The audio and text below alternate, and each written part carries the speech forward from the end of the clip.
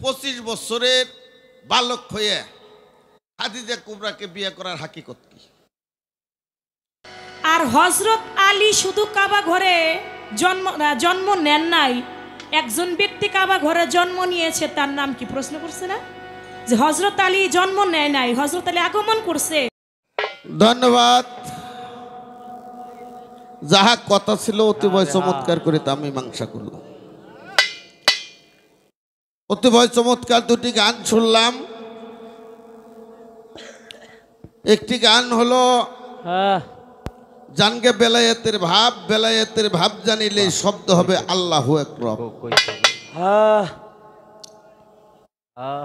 বেলায়েত হয় স্বয়ং খুদার ঘর, যাবি যদি ওই দেশেতে এই দেশ করগে পর।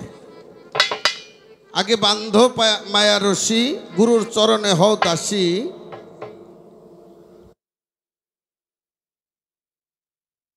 দাসী হয়ে মুর্শিদের দাসী হয়ে হবি নিষ্কামী বৈষ্ণব। জানগে বেলায়েতের ভাব। তমসে জিকির হরদমে যে কয়, যার কথা সে বলিলে তোর কিসের আর ভয়। বন্ধ করো দমের ধার, নফি এজবাতের আকার।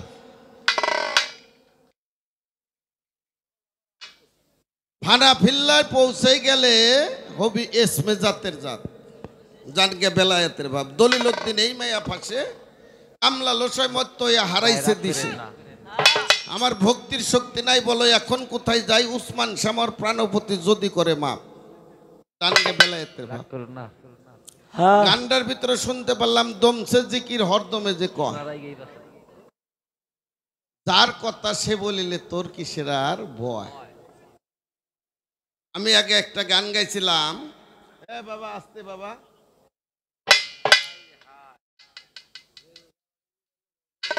আগে একটা গান করছিলাম, রাখিলেন নবীজির তরে আল্লাহ পাক যার নাম মোহর নবুয়া। সেই গানটার লাস্টের কলিতে আছে, তিনি হয় সকলের নবী নবুয়া তার কাছে পাবি, হেলাল সরকার কোথায় যাবে ফুরাইলে হায়াত।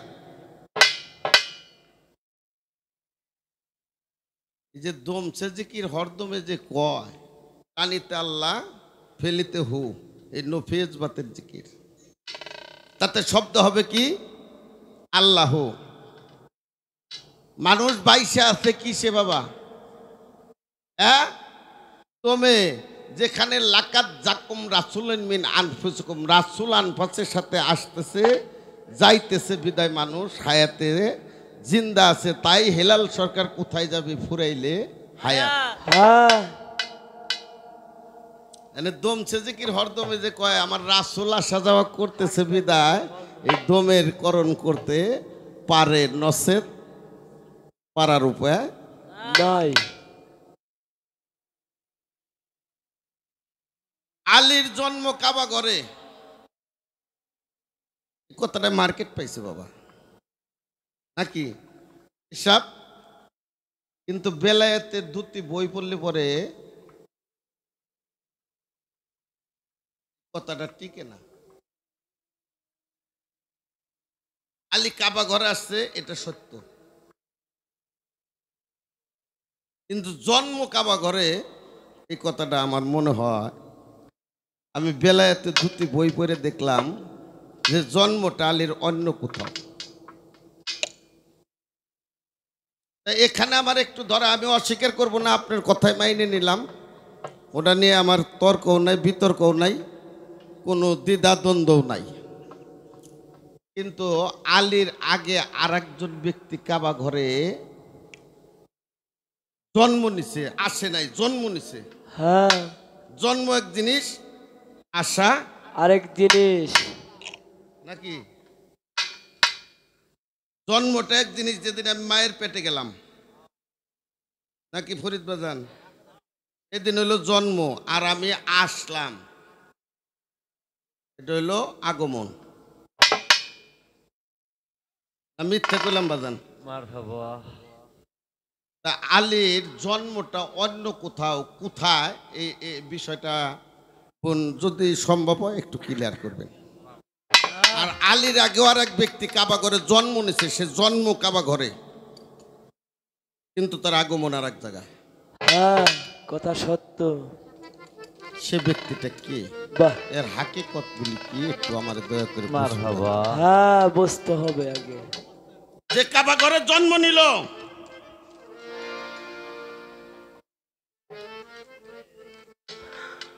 আলীর আগেও তিনটা ব্যক্তি বেলায়েত প্রাপ্ত ছিল। মাওলা আলী মুশকিল খুশার আগেও তিনটা ব্যক্তি বেলায়েত প্রাপ্ত ছিল। তার একজন কাবা ঘরে জন্ম নিছে, সে ব্যক্তিকে। আর অন্য দুইজন তারা কারা, বাহ, কোন বেলায়েত প্রাপ্ত হলো? কথাটা আপনার এতে থেকে আমি রাখলাম আর কি, কথাই থেকে আশা করি সুন্দরভাবে মীমাংসা দেবে।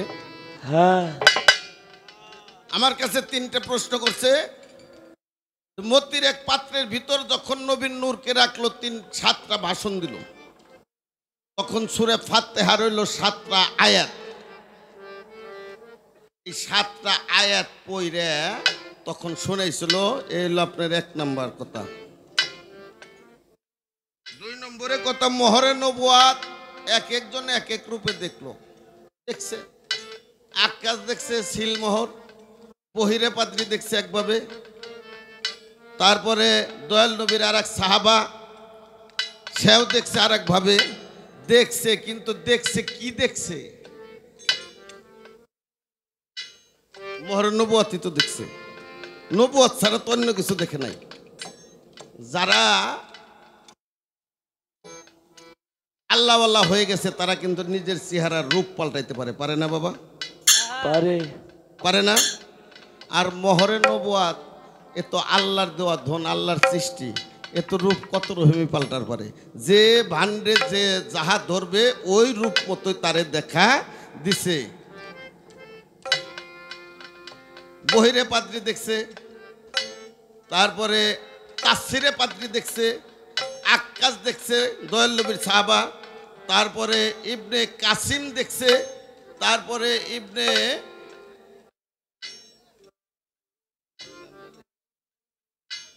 নসিবা, ইবনে ইন্নুল নসিবা উনি দেখছে।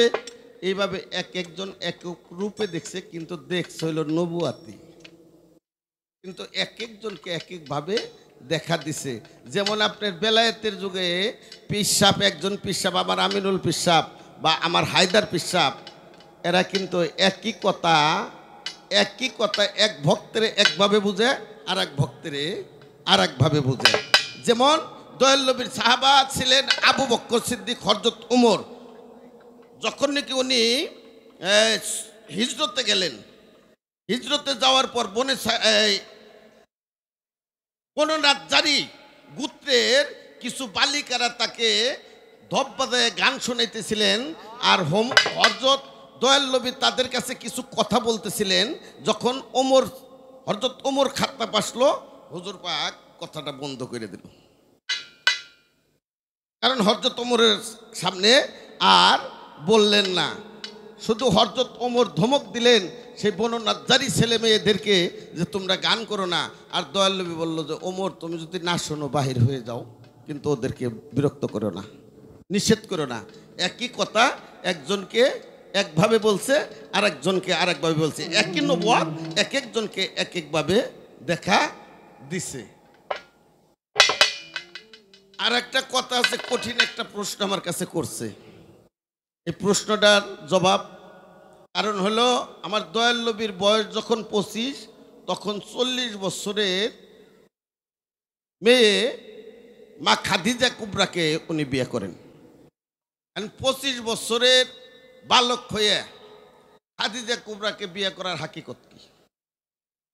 আমার দয়াল নবীর বয়স যখন 50, মেরাজে যাওয়ার আগে, তখন উনি 9 বছরের কন্যা আবু বকর সিদ্দিকের কন্যা মা আয়েশা সিদ্দিকাকে বিয়ে করেন। এর হাকিকত কি আমার বলতে হবে। আমি বলবো আগে একটা গান নবুয়াত থেকে আমি গায়ে লই, তারপরে বলার চেষ্টা করব।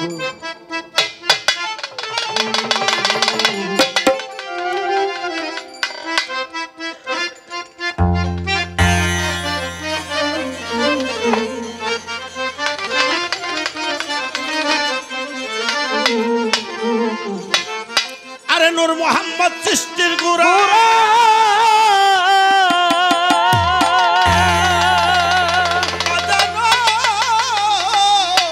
নূর মোহাম্মদ সৃষ্টির গুড়া হয় সেই নূরের পাশরা জানিতে হয় ওই নূর প্রাপ্ত হইয়া বাজান জানিতে হয় ওই নূর প্রাপ্ত হইয়া তাইয়া নবুয়াতের সাগরে ডুব দিয়া ওরে নবুয়াতের সাগরে ডুব দিয়া দেখা চাইয়া নবুয়াতের সাগরে ডুব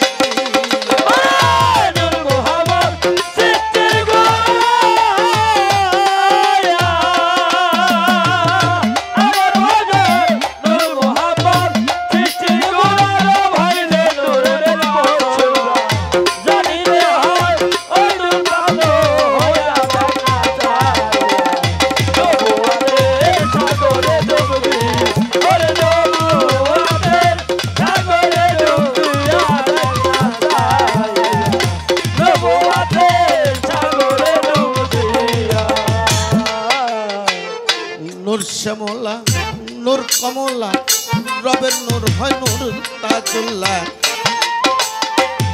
পঞ্চভাগে বিভক্ত করিয়া আমার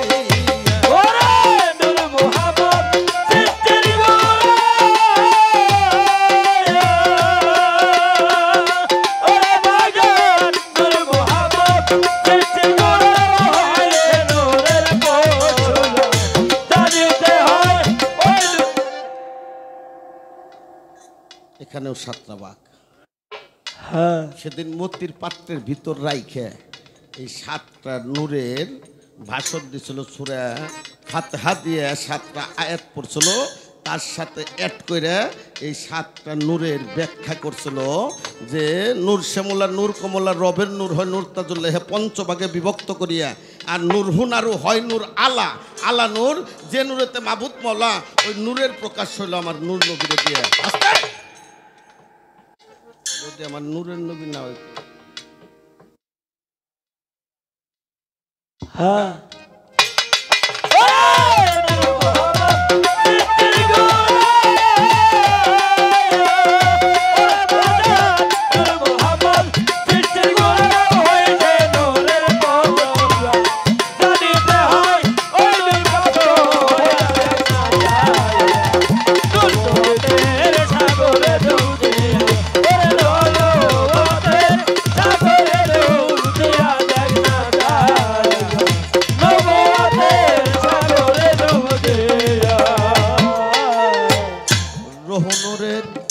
যোগ মিলনে আসছে কারমা শেখের টানে রব রূপেতে রহিম প্রকাশিয়া ওই আমার অন্তরে রব রূপেতে রহিম প্রকাশিয়া আমার মৌলরে রব রূপেতে রহিম প্রকাশিয়া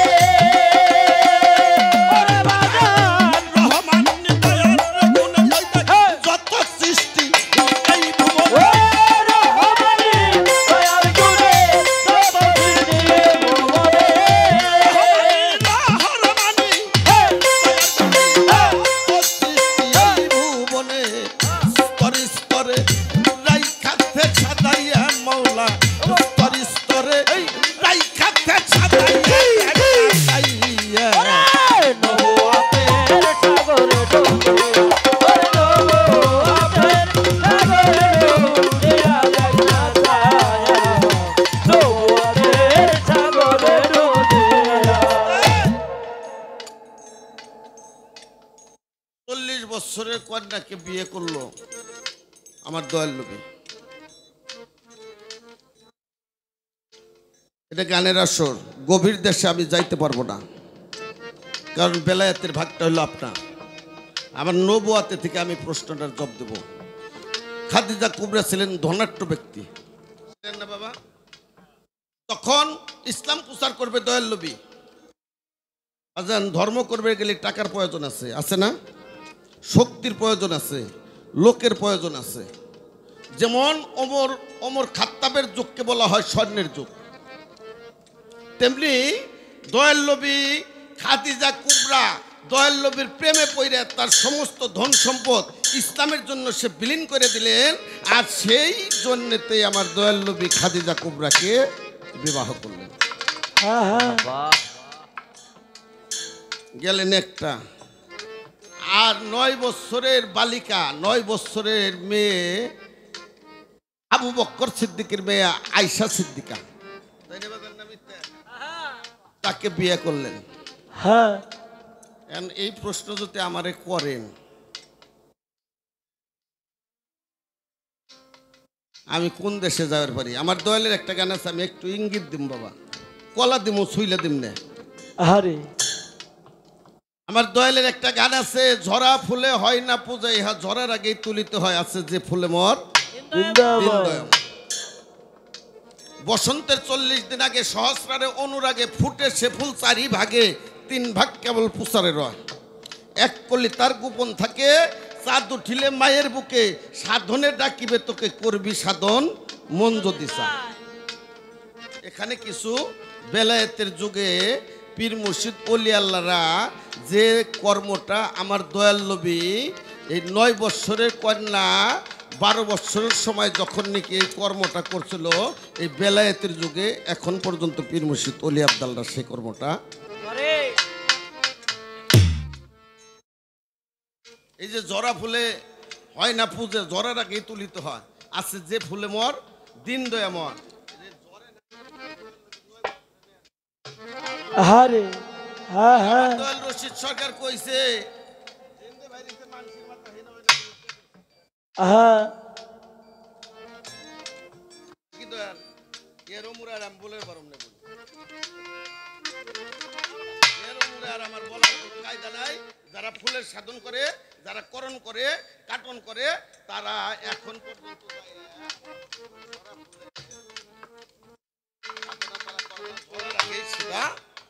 তুলে নেয়। হ্যাঁ এর মুরার আমি বলতে পারবো না, ধন্যবাদ জানাই। এবার আমি একটা কথা রাখছি, আর একটা কথা আমি রাখতে চাই। এই যে বেলায়েত মাওলা আলীকে দিলেন, আপনি একটা কথা বলছেন যে নবীর যুগে নবী উফাত হয়ে গেছে, এখান থেকে নবুয়াত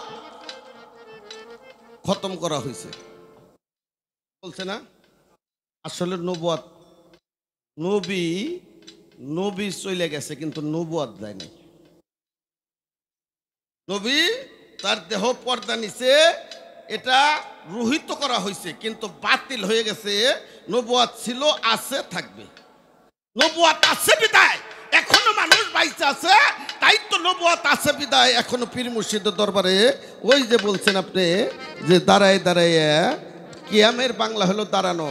নবুয়াত আছে, নবুয়ের হলো 3টে ভাব, একটা হাকিকি, আর একটা হলো বাশারি, আর একটা হলো মালাকি। উনি বলছে আমি রেসালে গায়েব অবস্থায় যেমন ফেরেশতারা আমাদেরকে দেখে, আমরা ফেরেশতাদেরকে দেখি না, তেমনি আমি 4টে মজলিসে হাদির নাদির থাকি। একটা হলো আশিকি মজলিস, একটা মিলাদ মাহফিলের মজলিস, একটা ওয়াদের মজলিস, আর একটা হলো জিকিরের মজলিস। যখন আমার উম্মতরা দাঁড়ায় দাঁড়ায় আমার নামে দরুদ সালাম পেশ করে, তখন আমি রিসালে গায়েব অবস্থায় সেখানে হাজির নাজির থাকি। এটা বিশ্বাস করে ইমান আকীদা আনে, বিদায় মানুষ তার সম্মানে আজিমে দাঁড়াই যায়। কিন্তু এই কথাটা আপনি একটা জ্ঞানী গায়ক হয়ে বৈরে বরের ঘরের হয়ে এই কথাটা আর কোনো হানে কোয়েন না যে নবী শেষ হয়ে গেছে, নবুয়াত তো শেষ হয়ে গেছে, বাতিল হয়ে গেছে। এটা রোহিত করা হয়েছে, হ্যাঁ রোহিত করা হয়েছে। যেমন আবার ঘরের মূর্তি ভাঙবার গেছিল, মৌলালি মুশকিল কুশা আর দয়ালবী, সেখানে বলা হয়েছে যে আলীর কান্দের পর পাও রাখা যাবে না, কারণ আমি নবুয়াতের যুগ রহিত করব, বেলায়েতের যুগ চালু করব, অতএব আলীর কান্দের পরে পাও রাখা যাবে না। সেদিন আলী একটা জায়গায় পৌঁছেছিল, আমার শুধু জানা দরকার। নবী আনছে, মেরাজে যাই আনছিল নবুয়াত শরীয়ত, নাকি বাবা? নবীয়ত, শরীয়ত, তরিকত, এই তিনটা আনছে। এলাকায় তো দুটি কিতাব পড়ে দেখবেন আপনি। আর আমার শুধু জানা দরকার উনি আলীর দিয়ে কি দুইটা জিনিস আনাইছিল, কি দুইটা জিনিস আনাইছিল, সেদিন কিভাবে আনছিল, তার হাকিকতটা কি। এই দুইটা প্রশ্ন আপনার কথাই থেকে একটা প্রশ্ন রাখছি, আর এখন একটা প্রশ্ন রাখলাম। এই দুইটা প্রশ্নের জবাব দিবেন।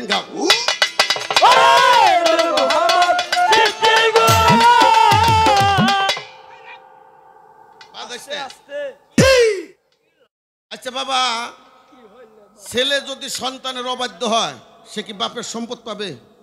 পাবে না। পাবে? পাবে না। পাবে না। ছেলে যদি বাবার অবাধ্য হয়ে যায়, সন্তান কি সন্তানকে সম্পদ দিবে? দিবে না। রফিক ভাই ভালো আছে? আমার শুধু জানা দরকার আল মৌলালি মুশকিল খুশাতে বেলায়েতের বাদশা, বেলায়েতের বাদশা হলো দয়ালবীর তিনটে হুকুম অনার কইরে, তিনটে হুকুম অনার কইরে উনি কিভাবে বেলায়েতের বাদশা হলো। এই হুকুম তিনটা কি, সেখানে একটা আয়াত নাজিল করা হয়েছিল, সেই আয়াতটাই বা কি দয়া করে আমার একটু বুঝ প্রদান করবেন। আমি বেলায়েতকে কখনো ছোট করার জন্য চেষ্টা করি না, কারণ আমি একজন বেলায়েতের ঘরের মুরিদ। দয়া করে আসল জিনিসগুলি মানুষের কানে তুলে দেবেন, যাতে মানুষ একটু সচেতন।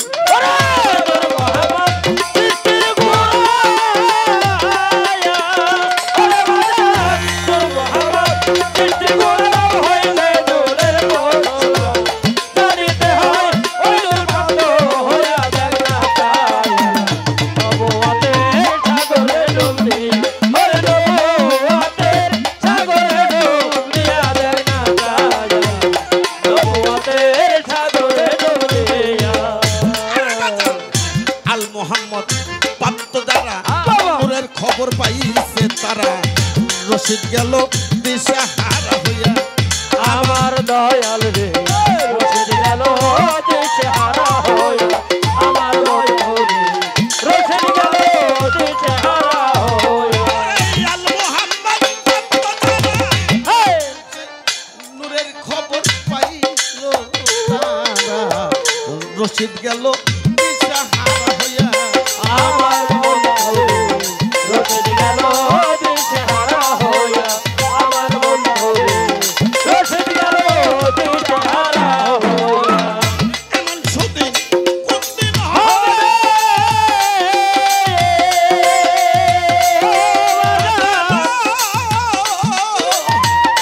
এমন সুদিন কোনদিন হবে,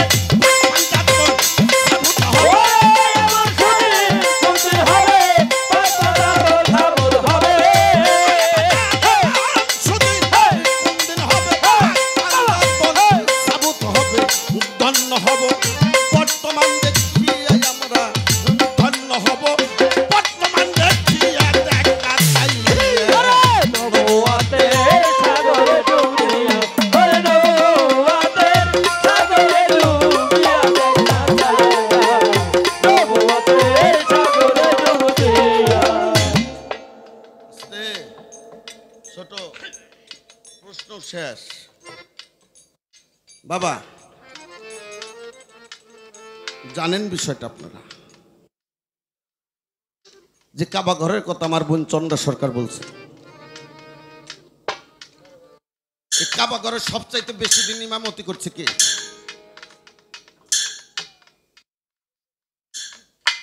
ইমাম মালিকি রহমতুল্লাহ।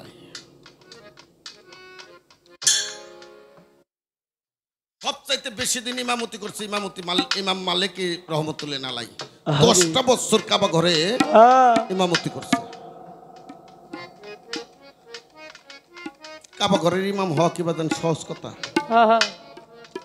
10টা বছর ইমাম মালিকি রহমতুল্লাহ আলাই ওই কাবা ঘরে ইমামতি করছে। হঠাৎ একদিন নামাজ পড়াইতে যায় ওনার সুরে ভুল হয়ে গেছে। পিছন থেকে মুক্তাদিরের লোকপা দিছে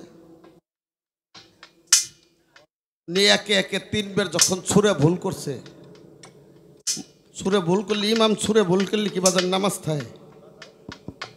পিছন থেকে হ্যালো মুক্তাদি দাঁড়াই গেছে, ইমাম সাহেব ইমাম মালিকি রহমতুল্লাহ আলাই নামাজ থেকে জোর হাত করে দাঁড়াইছে যে বাবা বাজারটা ভাইরা আমার, আমি আর আপনাদের ইমামতি করতে পারবো না।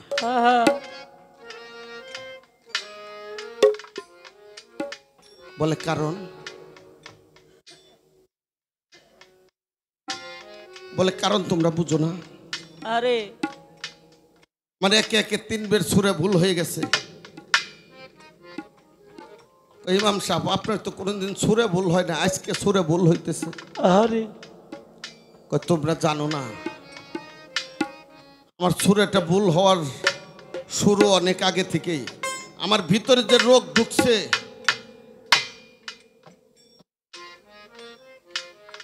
আমি সেই রোগের চিনতে ইমামতি করতে গেলে আমার সুরে ভুল হয়ে যায়।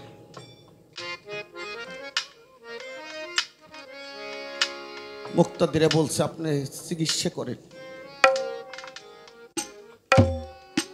বলে চিকিৎসা করবো, পৃথিবীতে এমন কোনো ডাক্তার নেই আমার এই রোগের চিকিৎসা করে। তোমরা আমাকে মাফ করে দাও, আমি জীবনে যদি কোনো ভুল করে থাকি, যদি কোনো কষ্ট দিয়ে থাকি, অপরাধ করে থাকি, তোমরা আমাকে মাফ করে দিও। তোমাদের পাও ধরে মাপ চাই, আমি আর জীবনে তোমাদের কাবা ঘরের ইমামতি করতে আসবো।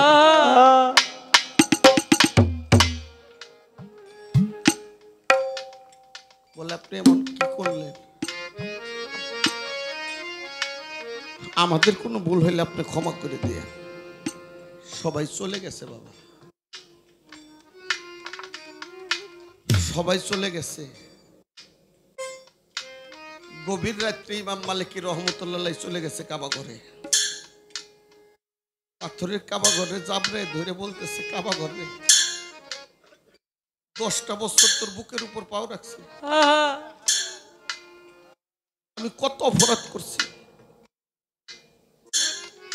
কাবা ঘর তুই আমারে মাফ করে দিস, আমি জীবনে আর তোর বুকের উপর পাও রাখতে পারবো না। আমি কত গুনাহগার হয়ে গেছি। এই বিশ্বের সবাই যায় কাবা ঘরে হজ করার জন্য, আর সেই কাবা ঘরের বুকের পর আমি পাও রাখছি। কাবা ঘর তুই আমারে মাফ করে দিস, আমি আর কোনোদিন আসবো না। আমার যে রোগ হয়েছে আমি এই রোগের চিকিৎসার জন্য ডাক্তারের কাছে চলে যাব, কিন্তু তোর বুকের পর আমি আর আসবো না। কাবা ঘর ফরিয়াদ করছে, বারেলাহি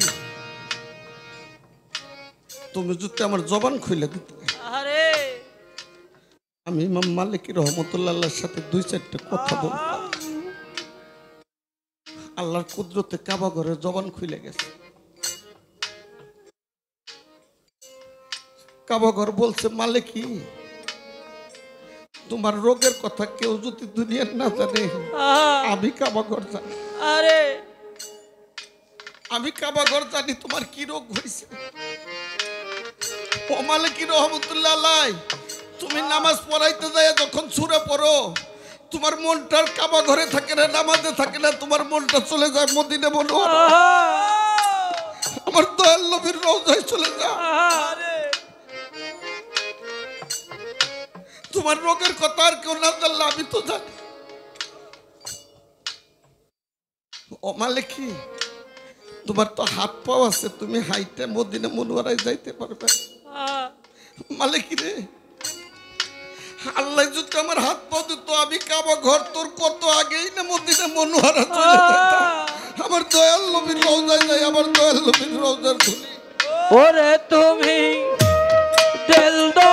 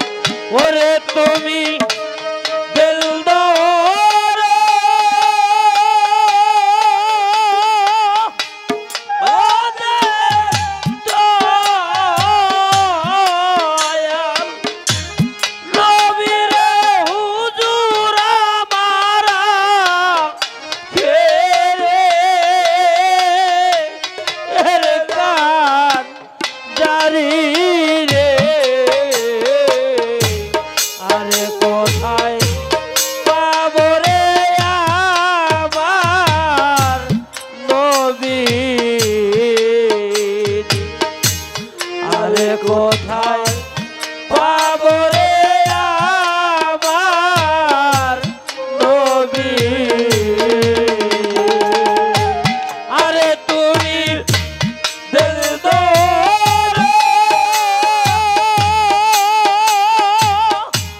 ও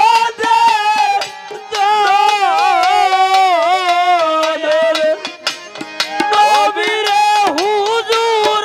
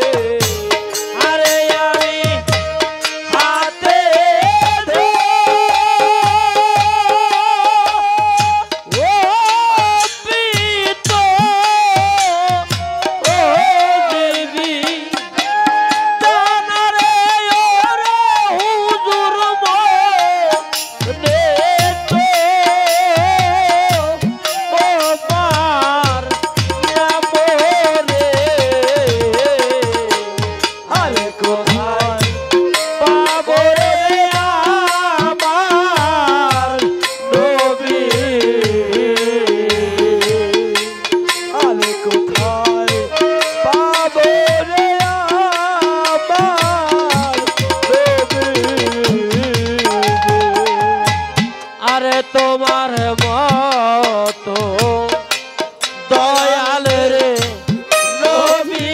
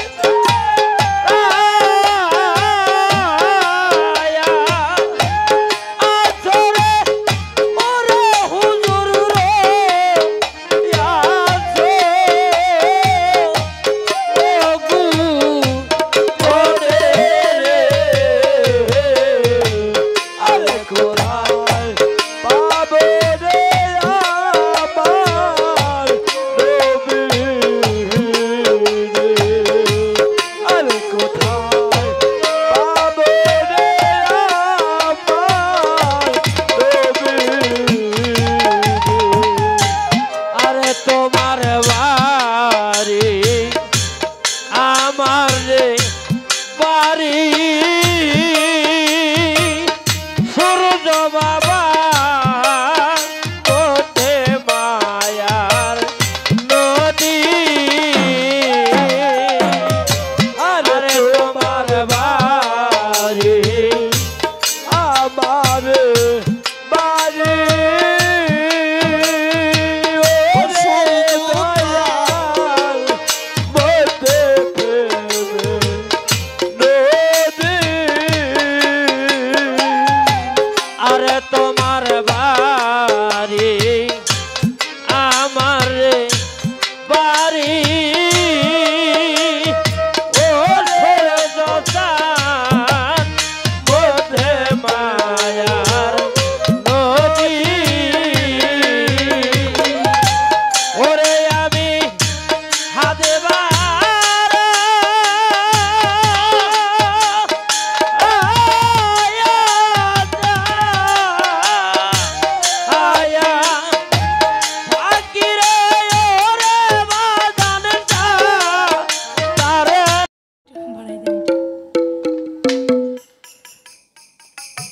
অনেক ভালো কথা বললেন। আমার কাছে কয়েকটি প্রশ্ন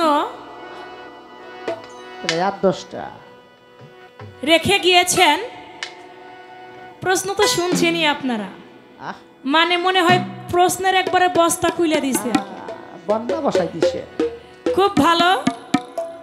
আমার যে প্রশ্ন ছিল, আমার দয়াল নবী নূর আকারে যখন ছিলেন আমার আল্লাহকে উদ্দেশ্য করে 7টি ভাষণ তিনি দিলেন। কি 7টি ভাষণ দিয়েছিলেন? সেই ভাষণের ভাবটা ছিল কেমন, কি বোঝানো হয়েছিল সেই ভাষণে? সুন্দর বললেন, নবীর নবুয়াত কেউ কবুতরের ডিমের মতো দেখলো, একগুচ্ছ চুলের মতো দেখলো, এই বিষয়গুলি ছিল কেমন? এত ভাবে দেখার কারণ কি? একভাবে দেখলেই তো পারতো, কে কিভাবে দেখেছিল? আরেকটি কথা রেখেছিলাম মা খাদিজাতুল কুবরার বিষয়, যে তিনি 25 বছরের নবী, তিনি 40 বছরে মা খাদিজাকে কেন বিয়ে করলেন, এর হাকিকত বিষয়টা কি? যেহেতু নবুয়তের পালা, এটা শরীয়ত পালা না, আর নবুয়তের পালার মধ্যে হাকিকত বিষয়টাই বলতে হবে। মা আয়েশা সিদ্দিকা 9 বছরে, তার দয়াল নবীর বয়স 50-এর মতো, মা আয়েশা সিদ্দিকাকে বিয়ে করার কারণ ছিল কি? বললেন সুন্দর। আমার কাছে চমৎকার একটা কথা বললেন, বলে আপনি বৈরাবর দরবারের ঘরের হইয়া আপনি কি কইরা বললেন যে নবী শেষ হয়ে গেছে? দেখেন, আমার কথা যদি আপনি সুন্দরভাবে না শুনেন তাহলে তো ভালো হয় না, কারণ ইউটিউব চ্যানেল আছে, এটা আবার সকালবেলায় দেখা যাচ্ছে এটা বের হবে, চন্দ্র সরকার বলছে নবী খতম হয়ে গেছে। কি এরকম হবে না? কিন্তু আমি কি কথাটা একবারও বলছি? আমি এই কথাটা বলি না, আমি বলছি নবুয়াত। আমার দয়াল নবী বলেছে আমার পর্যন্তই আমার নবুয়াতের যুগ শেষ, অর্থাৎ নবীর যুগ শেষ। নবীর পরে কি আর নবী আসছে? আমার দয়াল নবী শেষ। আমার দয়াল নবী যেমন প্রথমে, আমার দয়াল নবী আবার সবার শেষে। তাই বলেছি যে নবুয়তের যুগ শেষ, নবী শেষ হয়েছে, নবী খতম হয়েছে, এই কথাটা আমি একবারও বলি। আপনি শুনতে ভুল করেছেন। আমি বলেছিলাম মাওলা আলী করিমুল্লাহ ওয়াজহ, তার জন্ম হয়েছে কাবা ঘরে, মক্কা ঘরে জন্ম নিয়েছেন। জন্ম নিয়ে এই বিষয়টা আমি বলেছি, ওই পিছনের কথা আবার বলতে আমি চাই না। তবে এখানে তিনি একটা কথা বলছে যে হযরত আলী তিনি কাবা ঘরে জন্ম না, জন্ম কথাটা নাকি ভুল, তিনি নাকি আগমন করছেন। তিনি জন্ম একটা জায়গায় হয়েছে, কোন জায়গায় জন্ম হয়েছে, আর মক্কা ঘরে তিনি আগমন করছেন। আর হযরত আলী শুধু কাবা ঘরে জন্ম নেন নাই, একজন ব্যক্তি কাবা ঘরে জন্ম নিয়েছে, তার নাম কি? প্রশ্ন করছে না যে হযরত আলী জন্ম নেয় নাই, হযরত আলী আগমন করছে, কিন্তু কাবা ঘরের মধ্যে আরেকজন ব্যক্তি জন্ম নিয়েছে, তার নাম কি? দেখেন সাত্তার সরকার, আপনারা দিয়ে আমি এইটাও আশা করি না। আহ, সত্য কথা। আপনি এখন যে কথা বলছেন, আপনি রশিদ সরকারের ঘরের ছাত্র হয়ে আপনি এই কথা কইবেন, এটা চন্দ্র সরকারও আশা করে না, সত্য কথা। ঠুস। আপনি হযরত আলীর সম্মানকে খাটো করবার জন্য এই কথা আপনি জিজ্ঞেস করছেন আমার। সব হাদিস বাবা মানা যাবে না, কিছু হাদিস আছে আমার মাওলা আলীর সম্মান খাটো করবার জন্য বের করা অনেক আছে। হয়েছে। আহলে বায়াতের মানকে খাটো করবার জন্য সেই সমস্ত হাদিস বের করা যাবে না। হয়েছে, সেগুলাকে বিশ্বাস করা যাবে না। এখন বলে যে মাওলা আলীর জন্ম হয় না, 100 বার আমি 50টা দলিল আপনাকে দিতে পারি মাওলা আলীর জন্ম হয়েছে কাবা ঘরে। আস্তে আস্তে বলো, আস্তে আস্তে চন্দ্র বলো। সরকার জারির শিল্পী না, সালাম পুঁজি ছাড়া গানও গায় না। কাবা ঘরে জন্ম মাওলা আলী নিয়েছেন। শুধু তাই নয়, আপনি যে বলতে চান যে তিনি আগমন করছে, জন্ম হয়েছে কোথায়? জন্ম হয়েছে সৃষ্টির মূলে। যদি এটা ধরেন আপনি যে সৃষ্টির মূলে ডিম্বুকারা যখন ছিল তখন মাওলা আলীর জন্ম হয়েছে, ওইখানেও তার জন্ম হয়েছে। কারণ ডিমের যেই উপরের যে খোসা ছিল সেটা ছিল মা ফাতেমা, ডিমের ভিতরে ছিল পাক পাঞ্জাতন আমার হযরত আলী, হাসান হুসাইন আমার দয়াল নবী, এবং আত্মারূপে আমার আল্লাহও ছিল। পাক পাঞ্জাতনের সবাই সেদিন ডিমের ভিতর ছিল, এটা হলো সৃষ্টির মূলের কথা। কিন্তু এই দুনিয়াতে কিন্তু মাওলা আলীর জন্ম কাবা ঘরেই হয়েছে। শুধু তাই নয়, দেখেন 599 সালের 17ই মাস হিজরি 24 বৃদ্ধাব্দের 13ই রজব হযরত আলীর জন্ম হয়েছে কাবা ঘরে। তার হযরত আলীর জন্ম যে কাবা ঘরে আশারে মুবাশশিরা ইসলামী বিদ, এটা ইসলামিক ফাউন্ডেশনের একটা হাদিস।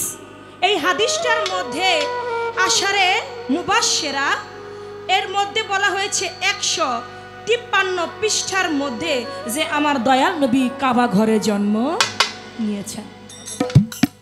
শুধু তাই নয়, নিশাপুরে আল মুদাত্রা খণ্ড 30 পৃষ্ঠা 483 এর মধ্যে বলা হয়েছে মাওলা আলী জন্ম নিয়েছে কাবা ঘরে।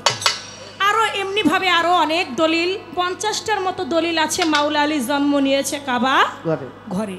কিন্তু আরেকজন ব্যক্তি যে কাবা ঘরে জন্ম নিল, তিনি কে? কথাটা বলছে না। দেখেন, তিনি হচ্ছেন, যেটা পাওয়া যায়, হাকিম ইবনে হিজাম। তিনি ছিলেন কুরাইশ গোত্রের। আমার দয়াল নবী এই পৃথিবীতে আসারও 13 বছর আগে তার জন্ম হয়েছে। তার নাম ছিল কি? হাকিম ইবনে হিজাম। তিনি বনু আসাদ সামার সন্তান ছিলেন। তো এখন ওই দলিলটা এটা প্রমাণ করেছে সিয়ারু আলামিন নুবালা। দলিলটা কি?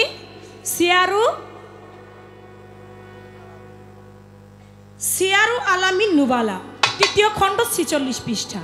এর মধ্যে প্রমাণ করেন যে হাকিম তিনি জন্ম নিয়েছেন কাবা ঘরে। এখন এই একটা দলিল আপনি মানবেন নাকি আরো বেশি দলিল আপনি মানবেন? এই একটা দলিলেই শুধু বলা হয়েছে যে হাকিমের জন্ম, তখন আমার দয়াল নবীও জন্ম নেয় নাই। আচ্ছা, দয়াল নবী জন্ম নেয় নাই, তারও 13 বছর আগে একজন ব্যক্তির জন্ম হয়েছে কাবা ঘরে, এটা একটা দলিল। আর আমার মাওলা আলী যে কাবা ঘরে জন্ম নিয়েছে তার আছে 50টা দলিল। এখন আমরা মাওলা আলীরটাই মানবো নাকি হাকিমেরটা মানবো? এটা যার যার ইমানের উপর। তাই বলি বাবা, দয়াল নবীর মানকে খাটো করবার জন্য এজিদেরা কতভাবে উঠা লাগছে, মুয়াবিয়ারা কতভাবে উঠা লাগছে, উহাবিরা কতভাবে উঠা লাগছে। এখন হযরত আলীর মানকে খাটো করবার জন্য এমন 2-4টা হাদিসও বানাইতে পারে। তবে আমরা যাদের ইমানি শক্তি আমাদের ভিতরে আছে, আমরা যেন তা বিশ্বাস না করি। সত্য কথা। আরো কথা রেখেছেন আমার কাছে। হযরত আলী তিনি ওই মূর্তি ভাঙার যে বিষয়, কাবা ঘরের মূর্তি ছিল 360টা। ওই 360টা মূর্তি ভাঙতে লাগলেন। তার মধ্যে কিছু মূর্তি ছিল, 4টা মূর্তি ছিল মূর্তিদের প্রধান, মূর্তিগুলা ছিল উঁচা। আমার দয়াল নবী ভাঙতে পারে না। হজরত আলী কাঁধে উঠতে চায়, কিন্তু জিব্রাইলকে দিয়ে আমার আল্লাহ বলে হজরত আলীর কাঁধে যেন নবী না উঠে। বিষয়টাকে আমি বলবো, আগে একটা গান রে।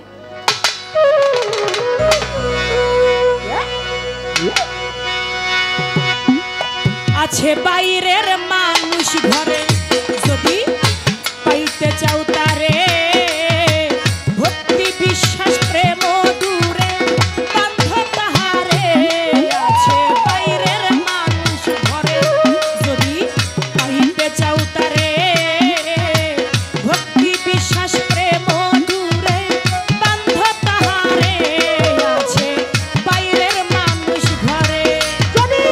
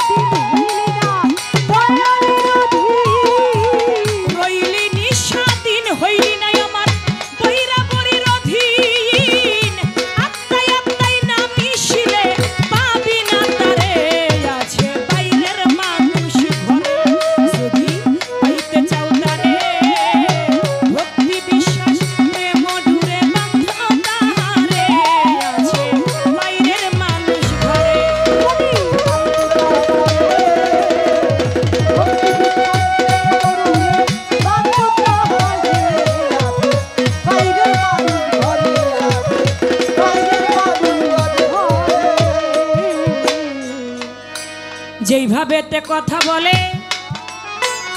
ধর্মরাজা সরে, ভুলি নাই কথা আমার মনে পড়ে। ধন্য বাপের পুণ্য বেটায় আমি ধন্যবাদ দেই তারে, যেই ভাবেতে আমার কাছে জিজ্ঞাসা না করে। আমি বাকি কিছু রাখবো না, করব কথার বর্ণনা, বাকি কিছু রাখবো না।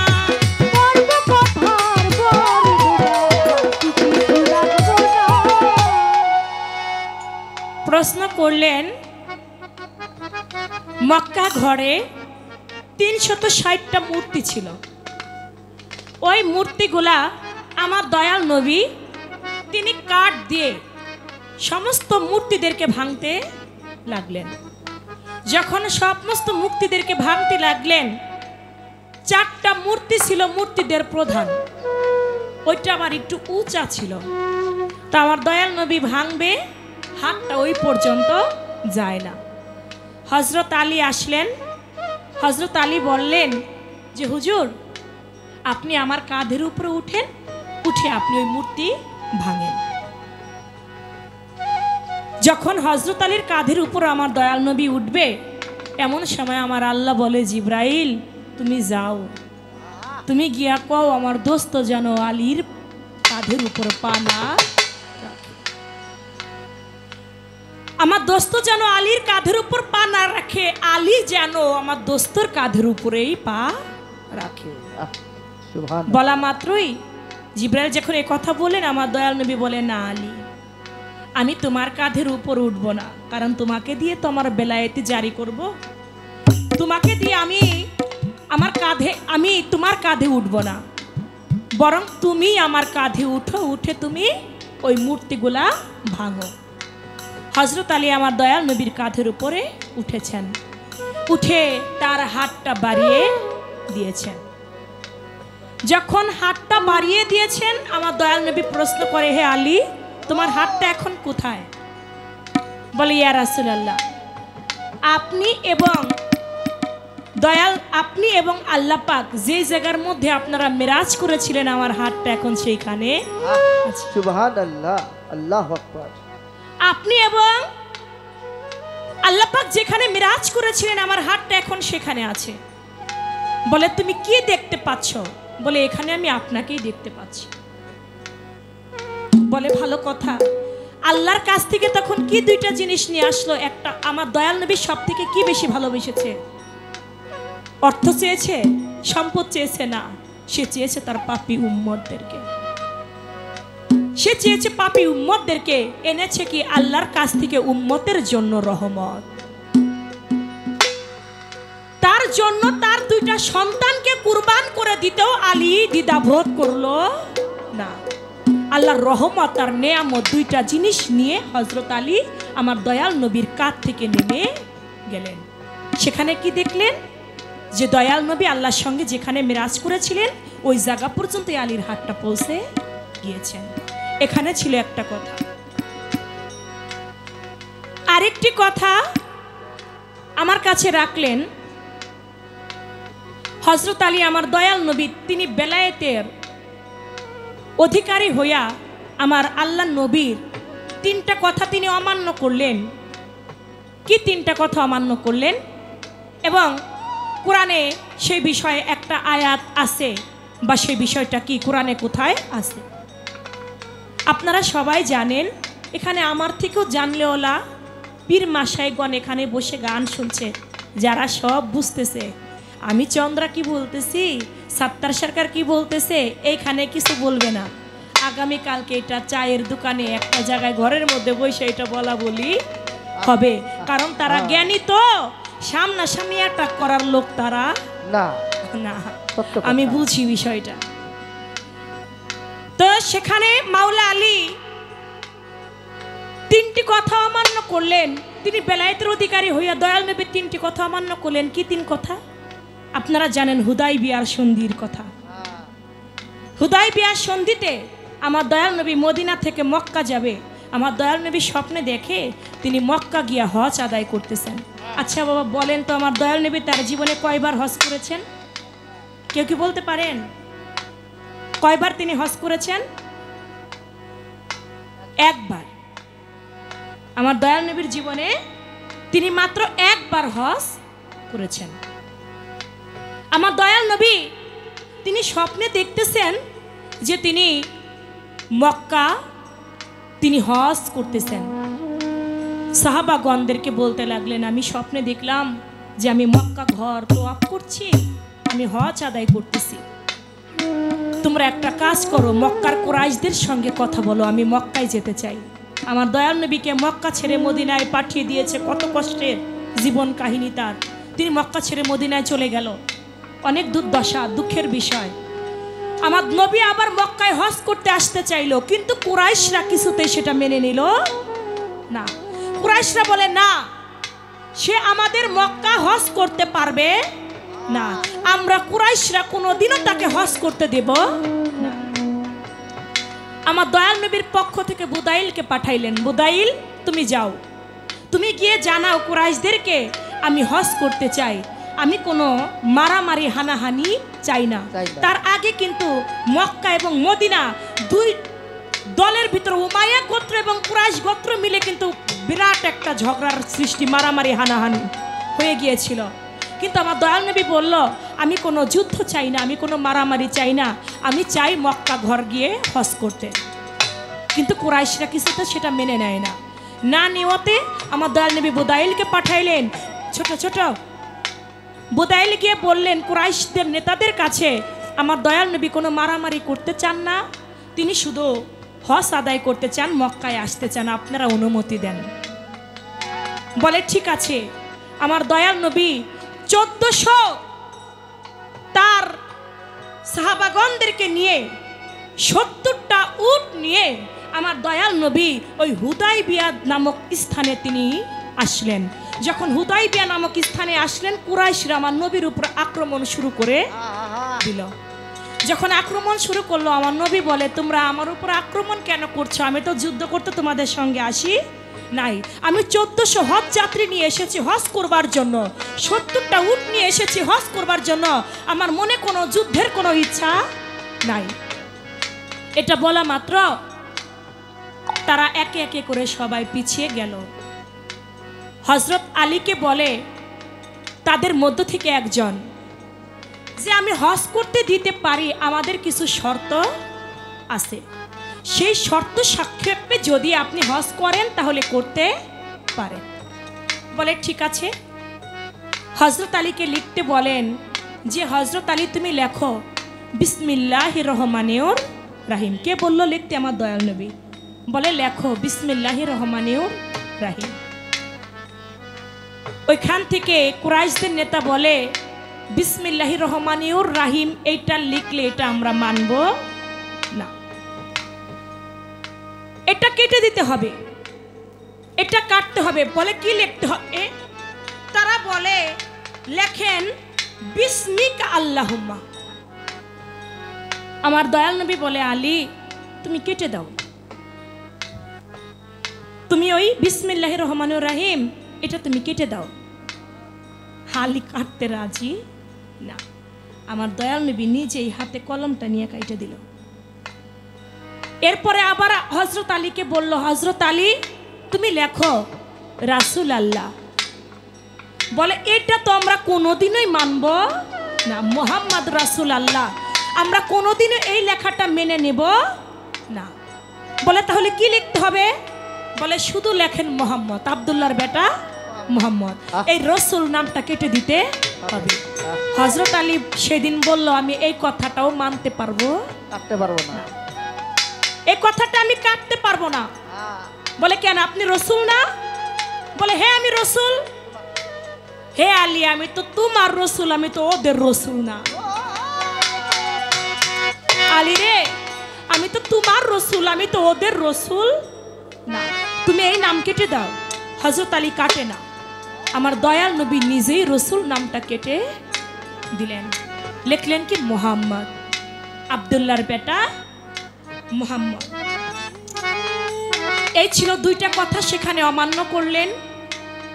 এটা আল ফাত্তা কোরআনের মধ্যে এটা এসেছে। আল কোরআনের মধ্যে 48তম সূরা, সূরা ফাত্তা 1 থেকে 3 আয়াতের মধ্যে এটা পাবেন, যদি তাফসীরটা আপনারা সুন্দরভাবে পড়ে দেখেন। আয়াত বলতে গেলে অনেক সময় আয়াতে ভুল হয়। আমি দলিল দিলাম সূরা ফাত্তা আল কোরআনের 48 নং সূরা, এবং ওই সূরার 1 থেকে 3 আয়াতের মধ্যে আপনারা এটা তাফসীর পড়লে সম্পূর্ণভাবে এই হুদাইবিয়ার এই বিষয়টা আপনারা পেয়ে যাবেন। এখানে দুইটা কথা অমান্য করলো, আরেকদিন আরেকটা কথা অমান্য করেছিল আমার দয়াল নবী। আমার দয়াল নবী বলেছিল, হে আলী, তুমি সব দিকে যাও কিন্তু দক্ষিণ দিকে যাও না। হযরত আলী কয়, দয়াল নবী আমারে সব দিক যাইতে কইলো, দক্ষিণ দিকে যাইতে নিষেধ করলো কেন? আমি ওই দক্ষিণ দিকেই যাব। হযরত আলী দক্ষিণ দিকে গেল। দক্ষিণ দিকে গিয়া দেখে কিয়ামতের কিছু নকশা নমুনা। পাখিতে মল খায়, কিন্তু পাখির গায়ের মধ্যে আয়াত, কোরআনের আয়াত লেখা। আমাদের সমাজে অনেক আলেম ওলামা আছে না বাবা, মুখে কোরআন পড়ে, কোরআনের কথা শোনায়, কিন্তু অন্তরে নবীর প্রতি কোনো ভালোবাসা নাই। তারা বলে আমার দয়াল নবী মাটির মানুষ, মাটির নবী, আমরা যেমন নবীও তেমন, বড় ভাই সমতুল্য। বাজান, এই দৃশ্য নমুনাটা দেখেছিল যে কোরআনের একটা পাখি, তার পাখার মধ্যে কোরআনের আয়াত লেখা, কিন্তু মুখ দিয়া সে বিষ্ঠা খায়। শুধু তাই নয়, আরো অনেকটি নকশা নমুনা সেদিন কিয়ামতের উদ্দেশ্যে অনেক কিছু দেখেছিলেন। একটা পুষ্কুনি, আরেকটা মাঝখানে আরেকটা পুষ্কুনি, ওইটা বাদ রেখা অপরটা পুষ্কুনির মধ্যে গিয়া পানি পড়তেছে। দুনিয়ার মধ্যে দেখবেন ভাই ভাইয়ের সাথে সম্পর্ক নাই, কিন্তু পড়শি বাড়ির লোকের সাথে ঠিকই সম্পর্ক আছে। ভাই ভাই পথের মধ্যে কাটা দিয়া রাখতেছে, কিন্তু পড়শি বাড়ির লোক ঠিকই বাড়িতে আসতে দিতে আসে। এমনি ভাবে হযরত আলীকে নিষেধ করেছিল দক্ষিণ দিকে যায় না। হযরত আলী দক্ষিণ দিকে গিয়ে কিছু কিয়ামতের নকশা নমুনা দেখে আমার দয়াল নবীর কাছে বললেন। আমার দয়াল নবী সেই বিষয়গুলি উল্লেখ করে বলেন, আলী, এর জন্য তোমাকে আমি যাইতে নিষেধ করেছিলাম, কারণ এইগুলা সমস্ত কিছু কিয়ামতের আগে ঘটতে থাকবে। এই 3টি কথা আলী নিষেধ করেছিলেন, কিন্তু নিষেধ করলেও আলী অপরাধী ছিল না। এই ছিল তার বিষয়।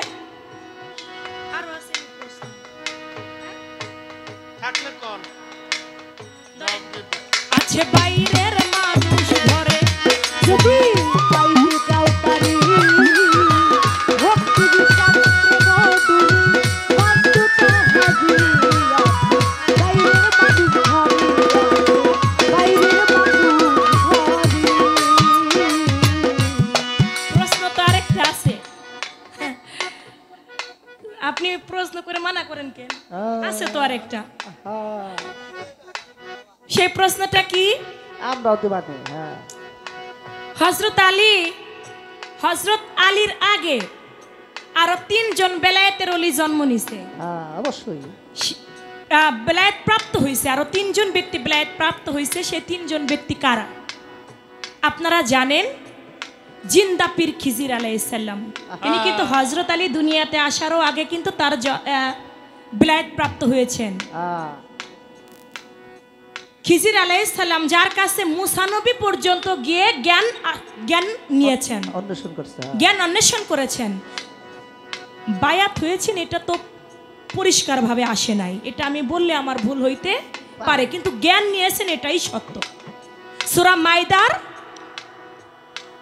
8 রুকুতে এটা প্রমাণ করেছেন যে মুসা নবীর কাছে আমার খিজির আলাইহিস সালামের কাছে মুসা নবী তিনি জ্ঞান অন্বেষণ করেছেন। এই খিজির আলাইহিস সালাম হযরত আলীর আগে বেলায়েত প্রাপ্ত হয়েছে। আমার আল্লাহ পাক বলে, আমি খিজির আলাইহিস সালামকে ডাইরেক্ট আমার আল্লাহর তরফ হতে আমি ইলমে লাদুনী তাকে দান করেছি। সুবহানাল্লাহ। আরেকজন ব্যক্তি যার নাম হচ্ছে বালাম বাউর, তার ভিতরে এমন একটা শক্তি ছিল, তিনি ইসমে আজম জানতেন। ইসমে আজমের বলে তিনি যার সাথে কারোর সাথে যুদ্ধ করলে যুদ্ধে কখনো বালাম বাউরকে হারাইতে পারতো না। এটা কোরআনের মধ্যে বালাম বাউরের কথা আছে, লেখা আছে, হ্যাঁ। লেখা আছে। এ হলো আরেকজন হচ্ছে বালামবাউ। আরো একজন ব্যক্তি আছে হযরত আলীর আগেও সে বেলায়েত প্রাপ্ত হয়েছেন। সেটাকে আমি বলছি। একদিন মুসা নবী কুহুতর পাহাড়ে যাচ্ছে আল্লাহর সাথে কথা বলবার জন্য। এখন ওই পাহাড়ের কাছে যাবে, যে পথ দিয়ে যায় ওই পথের মধ্যে একজন মহিলা দাঁড়িয়ে আছে। দাঁড়িয়ে থেকে বলছে যে মুসা নবী আপনি কই যান? বলে আমি কুহুতর পাহাড়ে যাই। বলে আপনি কুহুতর পাহাড়ে গিয়া কি করেন? কয় আল্লাহর সাথে আমি কথা বলি। বলে মুসা নবী আপনি যখন আল্লাহর সাথে কথা বলেন আমি দুঃখিনীর বিষয়ে একটা আরজি আল্লাহরে জানায়েন। বলে কি আরজি? কয় আমার অনেক বছর হয় বিয়ে হইছে কিন্তু আমার আল্লাহ কোনো সন্তান দেয় নাই। এই কথাটাই আমি যাচ্ছি, জবাবটা একটু পরে দিচ্ছি, আগে আমি দুইটা প্রশ্ন করে আনি, কারণ তাকে ভাবার একটু সময় দিতে আমার হবে। না ভাবতে পারলে তো আবার ঝামেলা আছে। আপনি বলবেন, আপনার কাছে আগে প্রশ্ন রাখি আমি। আমার দয়াল নবী তিনি উহুদের যুদ্ধে গেলেন।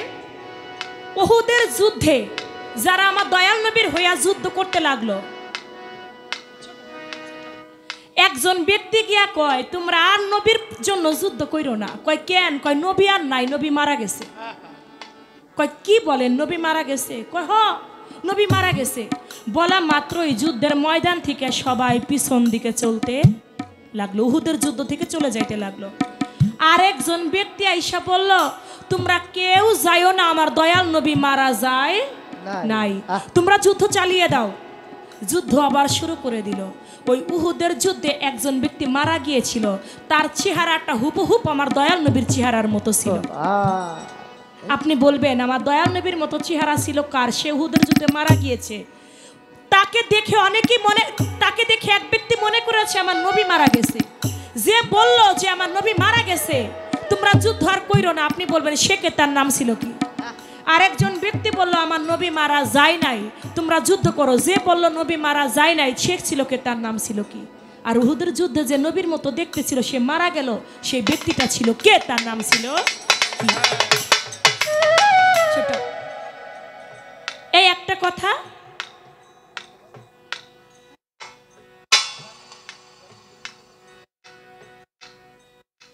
আরেকটি প্রশ্ন আপনার কাছে থাকবে।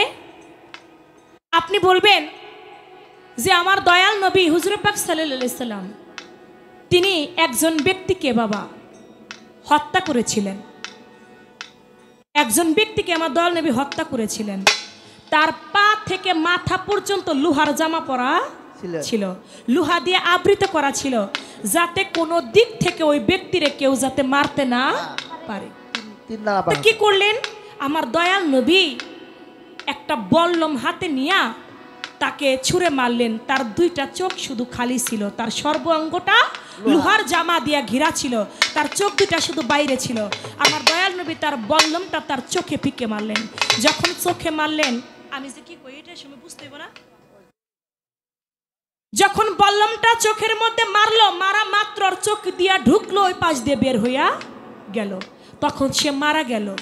ওই বল্লমটা আবু বকর সিদ্দিকের কাছে ছিল কিছুদিন, উসমান গনির কাছে ছিল কিছুদিন, উমর রাদিয়াল্লাহু তাআলা আনহুর কাছে ছিল কিছুদিন, হযরত আলীর কাছে ছিল কিছুদিন।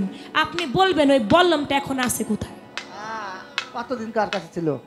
এবং আবু বকর সিদ্দিকের কাছে কতদিন ছিল, উসমান গনির কাছে কতদিন ছিল, এবং উমর রাদিয়াল্লাহু তাআলা আনহুর কাছে কতদিন ছিল, হযরত আলীর কাছে কতদিন ছিল? আর যেই ব্যক্তিকে আমার দয়াল নবী বল্লম দিয়ে মারলেন, আর চোখের ভিতরে ঢুকাইলেন, ওই ব্যক্তি ছিল কে, তার নাম ছিল কে, তার অপরাধ ছিল কি, কেন তাকে মারলেন?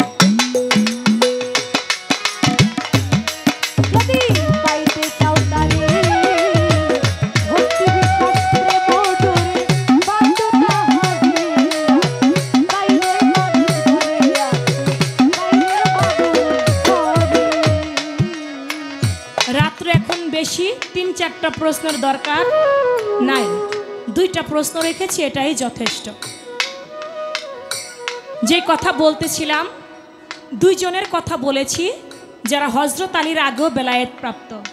আরেকজন ব্যক্তি যার কথা বলতেছিলাম মুসা নবী তুর পাহাড়ে যায়। বলে আপনি কই যান? বলে আমি কুহুতর পাহাড়ে যাই। বলে আপনি বইলেন আল্লাহর কাছে, আল্লাহর সাথে তো আপনি প্রতিদিন কথা বলেন। মুসা নবী আপনি একটু আল্লাহরে জিজ্ঞেস করেন আল্লাহ আমার ভাগ্যে কোনো সন্তান রেখেছে কিনা। বলে ঠিক আছে। কুহুতর পাহাড়ে মুসা নবী চলে গেছে। যাইয়া বলে মাওলা গো, আজকে অন্য কোনো কথা জানতে চাইব না, আজকে একটা কথা তোমার কাছে জানতে চাই। বলে কি কথা? বলে আমি যখন রাস্তা দিয়ে আসি, একটা মা রাস্তার মধ্যে দাঁড়িয়ে আছে, দুই চোখে তার পানি।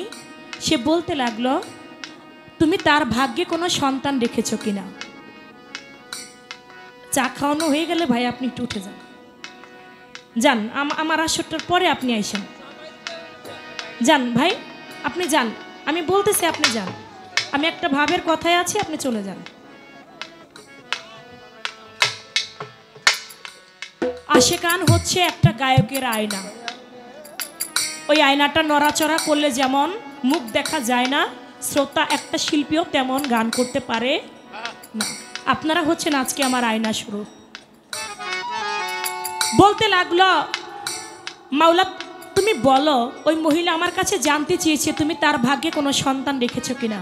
আমার আল্লাহ বলে মুসা নবী তুমি বাড়ি ফেরার পথে বলে দিও আমি আল্লাহ ওই মহিলার ভাগ্যে কোনো সন্তান রাখি নাই। মুসা নবী পথ দেওয়া যায়, মহিলা দাঁড়িয়ে আছে। বলে মুসা নবী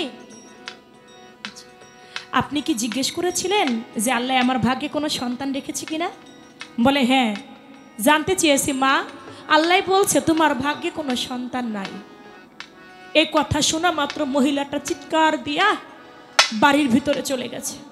বাড়ির ভিতরে গিয়া কত সময় বিছানার মধ্যে শুয়া শুয়া কাঁদছে, আমার স্বামী তো আমারে রাখবে না। কান্নাকাটি করার পরে মনে পড়ছে আমার স্বামী এত কষ্ট করে কাজ করে বাড়িতে আসবে, তার জন্য যদি আমি কিছু খাবার বানিয়ে না রাখি তাহলে তো আমি আরো দোষী হয়ে যাব। কিছুটা আটা ঘর থেকে নিয়ে রান্নাঘরে বৈশা বৈশা রুটি বানায়, দু চোখের পানিতে রুটি ভিজে যায়। ওই পথ দিয়া এই যে আমার বেলায়েতের একজন আল্লাহর ওলি যায়। ওই মহিলার কান্নার শব্দটা এতই করুণ, কোনো মতেই আর পাগলটা ওই পথ দিয়া যাইতে পারে না। আস্তে করে বাড়ির ভিতরে ঢুকেছে। বাড়ির ভিতরে ঢুইকা রান্নাঘরের কাছে দাঁড়াইয়া পাগলে কয় মা তুমি এমনি কইরা কান্দাছো, তোমার কান্দনটা আমার হৃদয়ে গিয়া লাগে। ও মা তুমি কি বলতে পারো তোমার কান্নার শব্দটা এত করুণ কেন? তুমি কেন কান্দো? তোমার কি এমন দুঃখ যে আমি পাগল, আমার হৃদয়টাকে ক্ষত বিক্ষত করে তোমার কান্না? বলে পাগল রে, আমি যে কেন কান্দি এটা তোরে কইলে তুই কি বুঝবি? বলে না আমি পাগল, আমি বুঝবো না, কিন্তু মা তুমি বলো না তুমি কেন কান্দো? কয় পাগল আল্লাহর নবী মুসা নবী নাকি প্রতিদিন কুহুতর পাহাড়ে আল্লাহর সাথে কথা কয়। আজকে আমি জানতে চাইছি আমার কোনো সন্তান নাই, অনেক বছর হয়েছে আমার বিয়ে হয়েছে, আমি জানতে চাইছি আমার ভাগ্যে কোনো সন্তান আসেনি। জানোস পাগল ওই মুসা নবী আমারে কয় আল্লাহ নাকি কইছে আমার ভাগ্যে আল্লাহ কোনো সন্তান রাখে নাই। আমি এই জন্য কান্দি। পাগল রে তোরে কই আমার কি লাভ হবে, হুদাই তুই আমার কাছে শুনতে চাস? কয় মা রে আমারে কইয়া তোমার কোনো লাভ হবে না জানি, কিন্তু তুমি তো রুটি বানাইতাছ। ও মা তোমার রুটি থেকে পারো আমি পাগল আমারে একটা রুটি খাওয়াইতে? আমি আজকে 7 দিন হয় আমি পাগল কিছু খাই নাই। তুমি যদি আমার একটা রুটি খাওয়াইতা আমি আল্লাহর কাছে দোয়া করতাম আল্লাহ তোমার একটা সন্তান দান করত। কয় পাগল তুই রুটি খাওয়ার আশায় আমারে মিথ্যা আশ্বাস দেস? তুই রুটি খাবি খা, কিন্তু তুই আমারে মিথ্যা কথা বলিস না। আল্লাহর নবী সে আমারে বলছে আমার ভাগ্যে সন্তান নাই, আর তুই কোথাকার এক পাগল, তুই আমার একটা সন্তান দিবি কই থিকা? তুই রুটি খাবি খা। একটা রুটি যখন পাগল খায় বাজান আমার এই ভব সংসারে, আরেকটা রুটি পাগল চাইলা ওই দুঃখিনী মায়ের কাছে। বলে আরেকটা রুটি যদি তুমি আমারে দাও মা, এই ভব সংসারে 2টা জগতের ভিতরে। পাগল তুই আবারও মিথ্যা আশ্বাস দেশ, খা কিন্তু মিথ্যা কথা বলিস না। 2টা রুটি খাইয়ে আরেকটা রুটি চাইল। 3টা রুটি যখন পাগলের খাওয়া শেষ, আমার আল্লাহর দরবারে 2টি হাত তুলছে। হে আমার রাব্বুল আলামিন, আমি যদি তোমার সত্যি পাগল হই, তাহলে আমি যেই মহিলার কাছ থেকে 3টা রুটি খাইলাম, আমি এই মায়ের কাছে ঋণী হয়ে গেলাম। আমি যদি তোর সত্যি পাগল হই, মাওলা তুই 3টা রুটির বরকতে এই মহিলার 3টা পুত্র সন্তান দান করিস। বলা দেরি আছে, আমার আল্লাহর দরবারে কবুল হইতে কথা দেরি নাই। আমার আল্লাহর দরবারে কবুল হইয়া গেছে। কয়েক বছরের মধ্যেই মহিলার 3টা পুত্র সন্তান হয়েছে। ওই পথ দিয়ে একদিন মুসা নবী যায়। ওই মহিলা পথের মধ্যে দাঁড়ায় আছে, বলে মুসা নবী আপনি কই যান? বলে কুহুতর পাহাড়ে যাই আল্লাহর সাথে কথা বলতে। বলে আপনি কি আমারে চিনতে পেরেছেন? বলে তুমি সেই মাটা না যে একদিন জানতে চেয়েছিল তার ভাগ্যে কোনো সন্তান আছে কিনা? বলে আমি, হ্যাঁ আমি সে। কিন্তু মুসা নবী আপনি তো সেদিন নিষেধ করেছিলেন, আল্লাহ আমার ভাগ্যে কোনো সন্তান রাখে নাই। ও মুসা নবী, আজকে একে একে আমার 3টা পুত্র সন্তান হয়েছে, এইটা আপনার কোন আল্লাহ দিছে? আপনি না বলেছিলেন আল্লাহ আমার ভাগ্যে কোনো সন্তান রাখে নাই? আজকে যে আমার একে একে 3টা পুত্র সন্তান হইল, ও মুসা নবী এটা আপনার কোন আল্লাহ আমারে দিল? মুসা নবী লজ্জিত। কি কয় এই মহিলা? 3টা সন্তান নিয়ে দাঁড়ায় আছে। মুসা নবী দৌড়ে চলে গেল কুহুতর পাহাড়ে। বলে মাওলা আজকে তোমার কাছে একটা কথা জানতে চাই। বলে কি কথা? বলে তোমরা আল্লাহ কয়জন? মুসা নবী তো খুব তর্ক করতো আল্লাহর সাথে। কয় তোমরা আল্লাহ কয়জন? কয় কেন মুসা তোমার কোনো সন্দেহ আসেনি? কয় আছেই তো। কয় আল্লাহ তো আমি একজনই, আর দ্বিতীয় কোনো আল্লাহ নাই। সূরা ইখলাসের মধ্যে প্রমাণ করে কুল হুয়াল্লাহু আহাদ আল্লাহুস সামাদ লাম ইয়ালিদ ওয়া লাম ইউলাদ ওয়া লাম ইয়াকুল লাহু কুফুয়ান আহাদ। আল্লাহ কাউকে জন্ম দেয় নাই, কারো হতে জন্ম নেয় নাই। আল্লাহ কারো মুখাপেক্ষী না, বরং সবাই তার মুখাপেক্ষী। আল্লাহ নাই মাতা নাই পিতা, আল্লাহ কারো, আল্লাহ লা শরীক, আল্লাহ পাকের কোনো শরীক নাই। বলে মুসা নবী আমার কোনো শরীক নাই, আমি লা শরীক আল্লাহ, আমি এক অদ্বিতীয়, কিছুই আমার দ্বিতীয় কেউ নাই। বলে তাই যদি হয়, তুমি একদিন বলেছিলে ওই মহিলার একটা বিষয় আমি জানতে চেয়েছিলাম, মহিলার ভাগ্যে কোনো সন্তান আসেনি। তুমি সেদিন বলেছিলে তুমি তার ভাগ্যে কোনো সন্তান নিজে আল্লাহ রাখো নাই। আজকে ওই মহিলার 3টা পুত্র সন্তান কয়েক বছরের মধ্যে হয়েছে। ওই মহিলা আমারে জানতে চায় এটা তার কোন আল্লাহ দিছে আমার। আমি মহিলার কাছে বড় লজ্জা পাইছি, আমি মহিলারে কিছু বলতে পারি নাই। তুমি বলবা তুমি কেমনে ওই মহিলারে সন্তান দিলা, এই বিষয়টা কি? আমি তো কিছু বুঝলাম না। আমার আল্লাহ কয় মুসা নবী তুমি এটা দেখতে চাও না শুনতে চাও? কয় যেটা দেখা যায় ওটা শুনে কে? কয় তুমি দেখতেও পারবা, তুমি শুনতেও পারবা, সব পারবা মুসা নবী। মুসা রে কেন জানি আমার এই মুহূর্তে একটু মানুষের মাংস খাইতে মনে চাই। মুসা, ও মুসা তুমি কি পারো এই মুহূর্তে আমি আল্লাহ আমার একটু মানুষের গোস্ত খাওয়াইতে? কয় আল্লাহ তুমি মানুষের গোস্ত খাইবা? দুনিয়ায় কত মানুষ আছে, কত মানুষের গোস্ত খাইবা, আমি মুসা নবী তোমারে খাওয়াবো। কোনো ব্যাপার না, আমি এখনই গোস্ত নিয়ে আসতেছি। মুসা নবী দুনিয়ার মধ্যে আসছে, খুব ছোট ছোট ভাই। মুসা নবী দুনিয়ার মধ্যে আইসা মানুষের দ্বারে দ্বারে ঘুরে বেড়ায়। হে আল্লাহর বান্দারা তোমরা কি কেউ আসো? আমি আল্লাহ নবী মুসা নবী বলছি, আল্লাহ মানুষের মাংস খাইতে চাইছে, তোমরা কি কেউ পারো আমার আল্লাহর এক টুকরা তোমাদের শরীর থেকে গোস্ত খাওয়াইতে? বলে না, আল্লাহ মানুষের গোস্ত খাইতে চায় এটা কোনোদিনও হইতে পারে না। মুসা নবী গেছে পাগল হইয়া। যে আল্লাহরে আমরা কেউ কোনোদিন দেখলাম না, কেউ কোনোদিন দু চোখে দেখি না, সে আল্লাহ মানুষের গোস্ত খাইতে চায়, এই কথা তো হইতেই পারে না। মুসা নবী পাগল হইয়া গেছে। কেউ মুসা নবীকে লাঠির আঘাত করে, কেউ মুসা নবীকে পানি ছিটায়, কেউ ধুলাবালি ছিটায়, মুসা নবী দৌড়াইতে থাকে। দৌড়াইতে দৌড়াইতে গিয়া মানুষের কাছে গোস্ত পায় না। দৌড়াইতে দৌড়াইতে একটা জঙ্গলের পথ মুসা নবী ধরে। যখন জঙ্গলের পথ মুসা নবী ধরল, জঙ্গলের পথ দিয়া গিয়া দেখে ওই জঙ্গলের ভিতরে আমার আল্লাহর বেলায়েতের পাগল শুয়া রইছে। মুসা নবী মনে মনে কয়, দুনিয়ার কোনো মানুষই দিতে রাজি হইল না, আর আমি যদি পাগল রে কই যে আল্লাহ মানুষের গোস্ত খাইতে চাইছে, পাগল না আমারে চিনবে না আল্লাহ বুঝবে, না জানি আমারে দইরা মারে। আমি এই পাগলের কাছে মাংস চাবো না, আমি চলে যাই।